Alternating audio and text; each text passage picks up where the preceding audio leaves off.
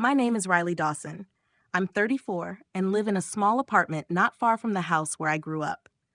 For 5 years, I put nearly every spare dollar toward one goal: paying off the $680,000 mortgage on my parents' home. I always assumed that when the final payment went through, there'd be a moment to mark it. Maybe a simple dinner. Maybe my dad acknowledging that I helped keep the house from going into foreclosure.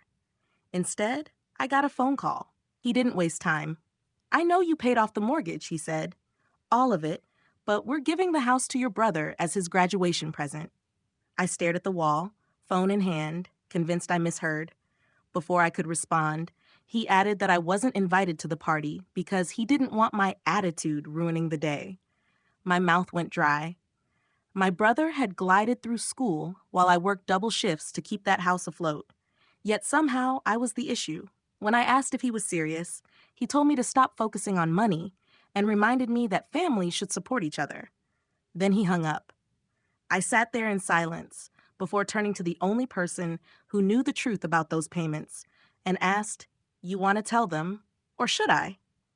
3 days later, my brother's celebration did not unfold the way anyone expected.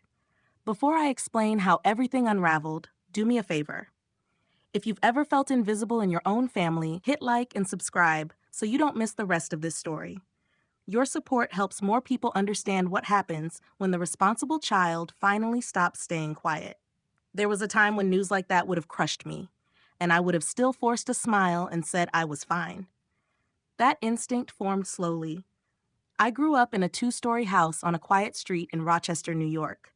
The background to every birthday, every argument, every late-night talk. My father, Gregory Dawson, tied his identity to that roof. He ran a small auto repair shop and liked to think of himself as the man who kept other families going.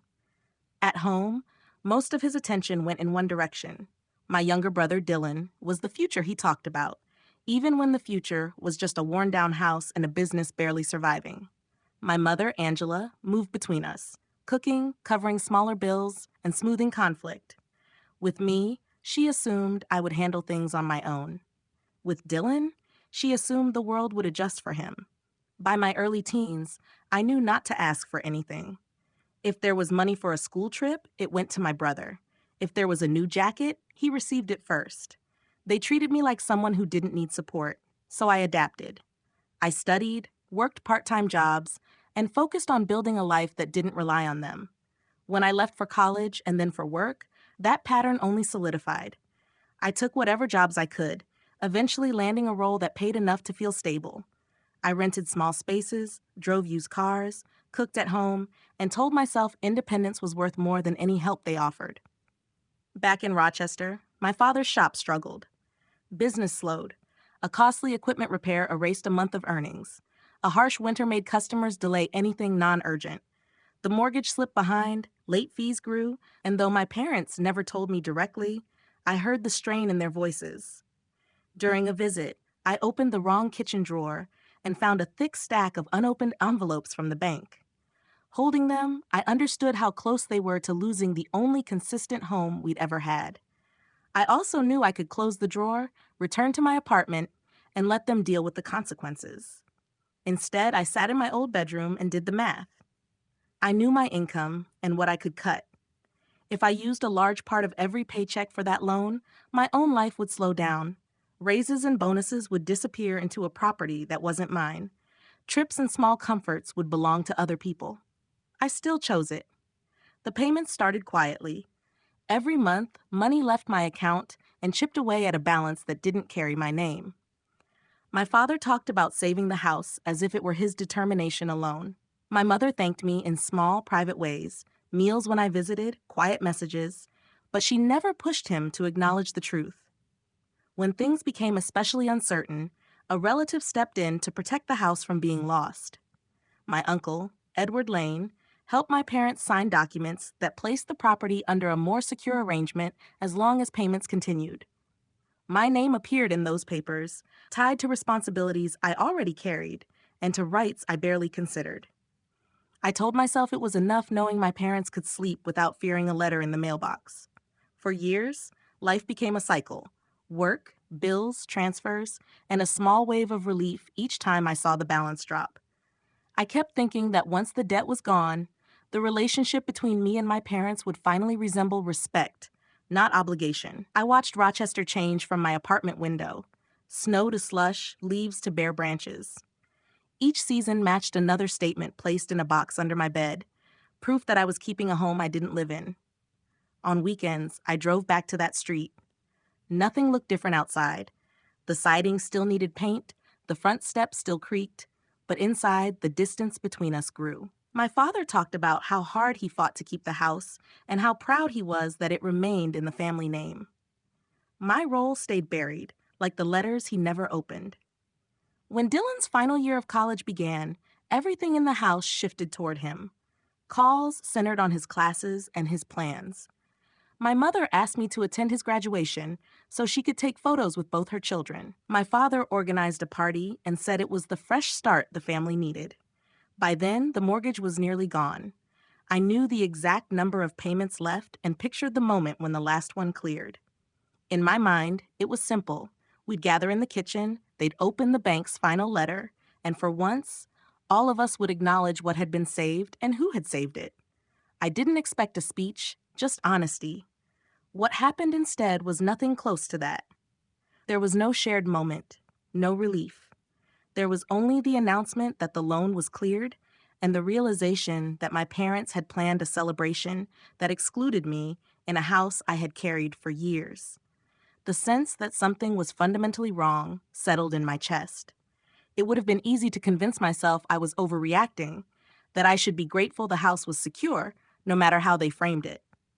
That was the story I repeated for years, but now it felt like something written for me, not by me. I pulled out the folder with the trust documents and read them carefully. My name wasn't just tied to responsibility, it was tied to future control of the property.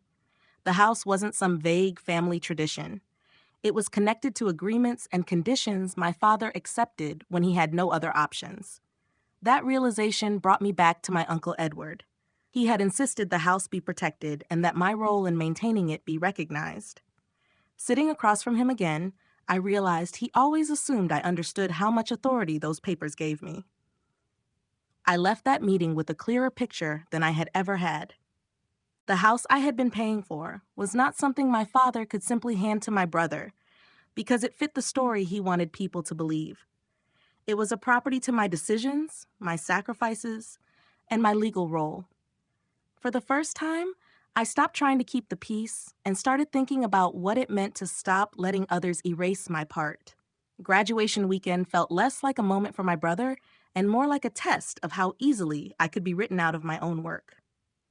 On Friday night, I turned onto my parents' street and saw cars lined along the curb, the porch decorated with string lights, and a banner with my brother's name. From the outside, the house looked like a neat example of hard years finally paying off. Inside, the noise hit immediately. Relatives filled the rooms with paper plates and plastic cups, conversations overlapping. A few hugged me in passing, surprised I had shown up, but their attention quickly shifted back toward my brother. Their questions and praise flowed in his direction. As I moved around the edges, pieces of conversations reached me. Where he might work, how he would set up his place, what he should do with the yard after he moved in. The house I had been funding every month was already being discussed as his starting point. No one questioned it. They simply repeated the version my parents had given them. My father moved through the crowd, retelling a polished version of the last few years. In his account, he was the one who kept the family home together, the one who pushed through tight months with determination. My mother stayed close, refilling drinks and nodding at the right times, keeping the attention where he wanted it. Neither mentioned the payments that had cleared the debt. Across the room, my Uncle Edward watched quietly. He knew exactly what the documents in our folder stated, who carried the mortgage, and how the property was structured. And now he also knew my father had no intention of sharing that information tonight. Eventually, my father called everyone into the living room. People crowded onto the couch and along the walls. He stood near the fireplace and spoke about the house as the center of the Dawson family, about surviving difficult years, about believing his son would continue the legacy. Then he said, the line I had expected to hear sooner or later, the home would be my brother's graduation gift, the foundation for his future. Hearing that announced in front of a room of relatives made the phone call feel even heavier. It was no longer just a private dismissal.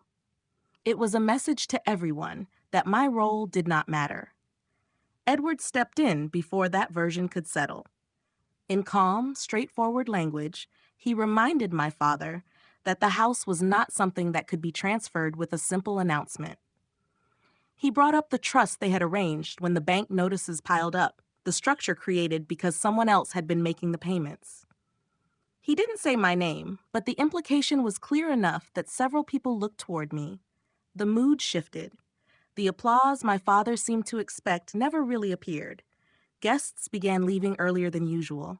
He brushed off Edward's reminder as a technicality, insisted everyone understood his point, and let the night wind down. I drove back to my apartment with a different sense of clarity. If I left my story in their hands, my work would stay hidden. If there was going to be any boundary, I would have to draw it myself. A few days later, I returned to the house alone. The banner and lights were gone, and the street was quiet again. I walked up the steps, put my key in the lock, and felt it stop halfway. The lock had been changed. That small resistance said everything no one would say directly. When the door opened a crack, my brother stood there with moving boxes behind him. He did not need to explain. The way he stayed half inside, the way his eyes moved from my key to my face, made the message clear. Whatever this place meant now, it did not include me. The door shut. I stood on the porch holding a key that no longer worked, understanding that my next step would not be another compromise. It would be the start of a boundary my family never expected. The silence after that locked door followed me home. It no longer felt like confusion. It felt like a decision my family had already made, and I was finally seeing it without excuses. The unusable key sat on my coffee table, just metal now, a reminder of how much I had invested in a house I couldn't even enter. I barely slept. Every time I closed my eyes, I saw the porch, the new lock, and my brother in the doorway, as if he had always belonged there. The story I had repeated about doing the right thing for my parents felt thin. In the morning, I pulled the storage box from under my bed and set it on the kitchen table. I emptied it until the surface was covered with papers. Statements, emails, mortgage notices, proof that my memory was not exaggerating anything. Each page marked a moment when I chose their stability over my own. I added the trust documents my uncle urged them to sign and read them carefully, like a contract instead of a favor. My name was woven through the clauses, tied to responsibility and future control. The house wasn't just a sentimental symbol. It was legally tied to the money I had put into it. For the first time, I treated the situation like a task. I listed what I couldn't change and what I actually controlled. I couldn't make my parents fair. I couldn't make my brother appreciative. I could control where my money went and how my name appeared in anything related to the property. That list led me to attorney Patrick O'Neill. I brought the folders to his office, set them on his desk, and explained the situation plainly. He followed the documents, not the family tension, pointing out sections that allowed me to block transfers, stop attempts to shift ownership around me, and require that any formal decision about the house include me. Hearing it explained in neutral terms removed the last uncertainty I had been holding on to. On paper, I wasn't an emotional daughter reacting to a party. I was the person who had cleared a major debt and the primary beneficiary of the protections my parents agreed to when they needed help. I called my cousin, Nina Lane, who worked with financial records and knew more than she wanted to about complicated properties. She confirmed that my father had already begun trying to move the house to my brother and had run into obstacles because of the trust. It wasn't confusion. It was a calculated move based on the assumption that I would remain silent. Later, I visited our old neighbor, Martha Reed, who lived across the street. She had watched our family long enough to notice when something serious shifted behind the polite version. She understood that official envelopes or unfamiliar cars might start showing up and that those details mattered. That night, I sorted the papers back into clean stacks, placed them in their folders, and set them on a shelf within reach. They no longer felt like old documents. They felt like tools. I was done waiting for my parents to become fair on their own. Whatever happened next would not depend on their goodwill. It would depend on how far I was willing to go to protect the part of this story that actually belonged to me. By the time my extended family gathered near the water for our usual summer cookout, the house no longer felt like a backdrop. It felt like a line someone was trying to push me behind. The park sat near Lake Ontario. Folding chairs circled the grills, kids ran between coolers, and relatives exchanged the same familiar greetings they used every year. On the surface, it looked like another Dawson gathering. This time, almost every conversation focused on my brother. People asked him about interviews, apartments, and long-term plans. The house showed up in those talks like a reward waiting at the end of a process he had barely taken part in. I listened while my father retold the version he preferred. In his account, he pushed through financial strain, kept the loan current through determination, and now had the satisfaction of watching his son step into a secure future. When relatives asked how they had kept the house, he talked about cutting expenses and waiting for things to improve. My name did not appear in that explanation, so he left it out. My mother stayed beside him, serving food and adding comments that reinforced the picture he wanted. She spoke about how excited she was to see my brother settle into the house and how it meant the home would stay in family hands. To anyone listening, it sounded like a simple sentimental choice. The agreements and the years of payments remained hidden. I had not arrived empty-handed. A thin folder rested in my bag, the same one I used when sorting every statement and clause.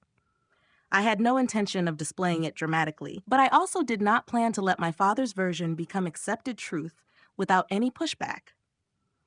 When a group of relatives sat at one of the picnic tables and the conversation shifted toward the house again, a decision appeared. I could nod along and let the story settle, or I could place something on the table that would not allow it to settle cleanly. I took out the folder, opened it to a page with my name beside the trust terms, and set it down. I watched eyes move between the document, my father, and me. In that small group, the idea of the house as an uncomplicated gift began to fade. Questions followed, enough to disrupt the smooth narrative my parents had shaped. Relatives who had assumed the story was straightforward started to recognize pieces were missing. My father tried to dismiss it as legal detail. My mother attempted to shift the conversation back to lighter topics. The mood never fully returned to what they wanted. The cookout continued, but something underneath had changed. A few cousins later pulled me aside, and short messages appeared on my phone that evening. People who had accepted my father's version without question now understood there was more to it, even if they did not comment directly. A day or two later, my brother posted a short video. He stood in front of the house, gesturing toward the porch and windows, as if presenting a finished project. The caption described it as the start of his life there, and a symbol of how proud our parents were. Comments poured in from friends and relatives, full of congratulations and plans to visit. Watching it from my apartment, I saw a public claim to a place that had cost me more than most of them realized. My part in the story disappeared with each reaction. I did not reply or correct anyone. I closed the app, looked at the folders lined up on my shelf, and let the quiet confirm that I was finished supporting the narrative. In the days before my brother's celebration, my routine stayed the same, but my focus shifted. I no longer waited for a last-minute apology. I treated what was ahead as follow-through on choices already in motion. The folders on my shelf were no longer background items. They were the boundary I intended to enforce. On the morning of his event, my cousin Nina confirmed that the filings Patrick prepared were active in every system that mattered. My years of payments, my name, and the trust my Uncle Edward helped establish were now recorded in places my parents could not rewrite with a story. For the first time, the version of events I had lived through stood beside theirs in something more permanent than memory. Later that morning, city officials walked up the front steps of the house I had funded. Martha watched from across the street. My parents opened the door expecting early guests, and instead received notice that the property was under review. The house could not be transferred as a simple gift while the trust existed and a dispute was active.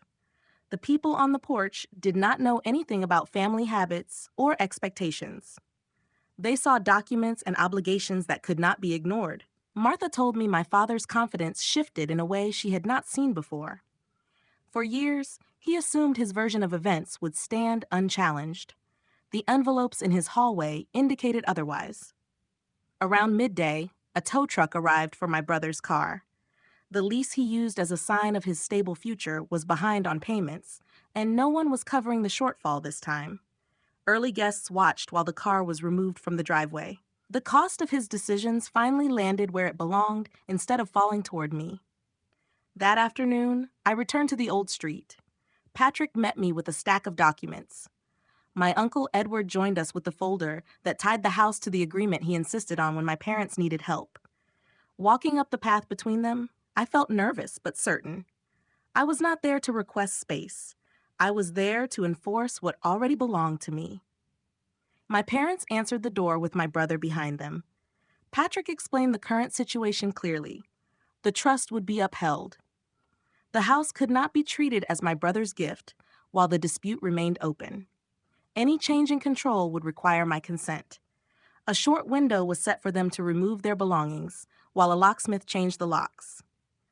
Where they went next was their responsibility, not mine. In the weeks that followed, they adjusted to circumstances that finally reflected their choices. My parents moved into a modest rental across town. My brother shared an apartment with people who judged him by his actions, not by promises about his potential. The house remained where it had always been, but it no longer served as a prop in a story I was expected to support. I completed the repairs, met with Patrick and Edward, and decided how to use the property by asking a question I had avoided for years: what served my life best? The answer was practical. The house became an asset tied to my work and my name, not a symbol of a family structure that only functioned if I stayed in the background. Once those decisions were in place, I stepped back from the rest. Calls went unanswered. Messages that framed me as harsh or ungrateful remained unopened. I told relatives I was done standing in conversations where the conclusion was already fixed. The distance felt unfamiliar at first, but it was the most honest thing I had done with them.